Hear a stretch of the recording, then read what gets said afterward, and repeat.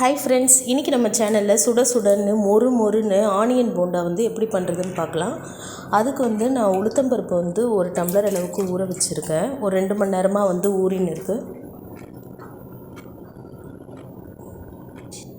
இப்போ அந்த உளுத்தம்பருப்பை 2 hours கழித்து தண்ணி எல்லாத்தையும் வடிச்சிட்டு ஒரு பாத்திரத்தில் வந்து எடுத்து வச்சுக்கிறேன்.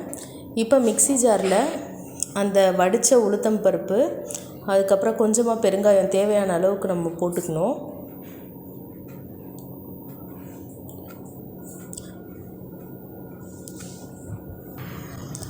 தேவையான அளவுக்கு உப்பு சேர்த்து காஞ்ச மிளகாய் போட்டு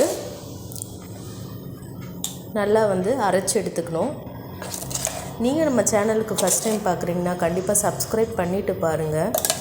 அப்படியே பக்கத்தில் இருக்க பெல் ஐக்கானும் கிளிக் பண்ணிக்கோங்க. அப்போ தான் நான் போடுற வீடியோஸ் எல்லாமே வந்து வரும். இப்போ நான் 1 கப் உளுத்தம்பருப்புக்கு காஞ்ச மிளகாய் வந்து 2 காஞ்ச மிளகாய் அளவு எடுத்துக்கிறேன்.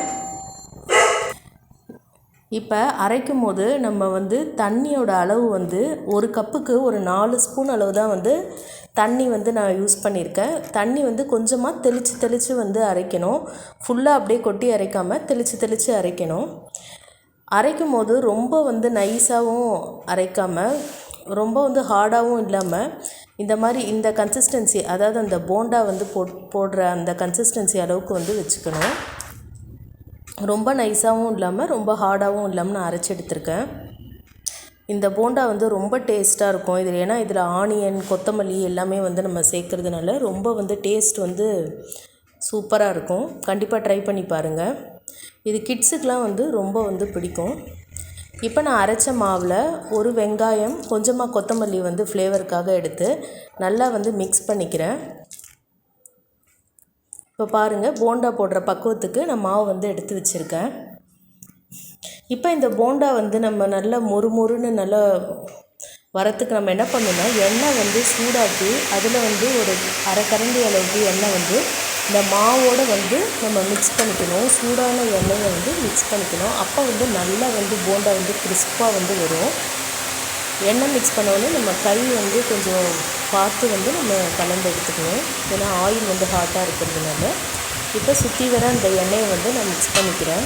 இந்த மெத்தடில் நீங்கள் ட்ரை பண்ணிங்கன்னா கண்டிப்பாக போண்டா வந்து வேறு லெவலாக இருக்கும். இப்போ பொரிக்கிறதுக்கு தேவையான இந்த பாத்திரம், கரண்டி எல்லாமே வந்து நம்ம ரெடியாக எடுத்து வச்சுருக்கோம். இப்போ நான் கூடவே வந்து கொஞ்சமாக வந்து ஒரு டபராவில் வந்து தண்ணி எடுத்துக்கிறேன். அதை தொட்டு வந்து நம்ம உள்ளே போடும்போது இந்த மாவு வந்து நம்ம கையில் வந்து ஒட்டாமல் வந்து வரும். ஆனால் தண்ணியோடு கொஞ்சம் தொட்டு போடும்போது கொஞ்சம் எண்ணெய் தெளிக்கும். நீங்கள் பிகினராக இருந்தீங்கன்னா அந்த தண்ணி தொட்டு போடாமல் அப்படியே டைரெக்டாக போட்டு ட்ரை பண்ணுங்கள்.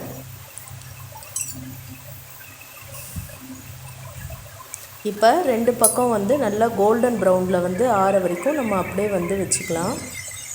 நம்ம வந்து எண்ணெயோட தீ வந்து கொஞ்சம் சிம்மில் தான் வந்து வைக்கணும். ரொம்ப வந்து ஹை ஃப்ளேமில் வந்து வச்சா வெளில வந்து மொறுன்னு இருக்க மாதிரி இருக்கும். பட் உள்ளே வந்து மாவாக வந்து இருக்கும். ஸோ எண்ணெயோட தீ வந்து நீங்கள் பார்த்து வச்சுக்கோங்க. இப்போ 2 பக்கமே கோல்டன் ப்ரௌன் ஆனோடனே நம்ம எடுத்துட்டோம்.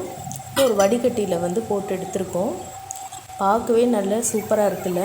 ட்ரை பண்ணி பாருங்கள், ரொம்ப நல்லாயிருக்கும். உள்ளே வந்து சாஃப்டாக இருக்கும், அவுட்டர் லேயர் வந்து நல்லா கிறிஸ்பாக இருக்கும். இது பசங்களுக்கெல்லாம் ரொம்ப பிடிக்கும். தேங்க்யூ ஃபார் வாட்சிங்.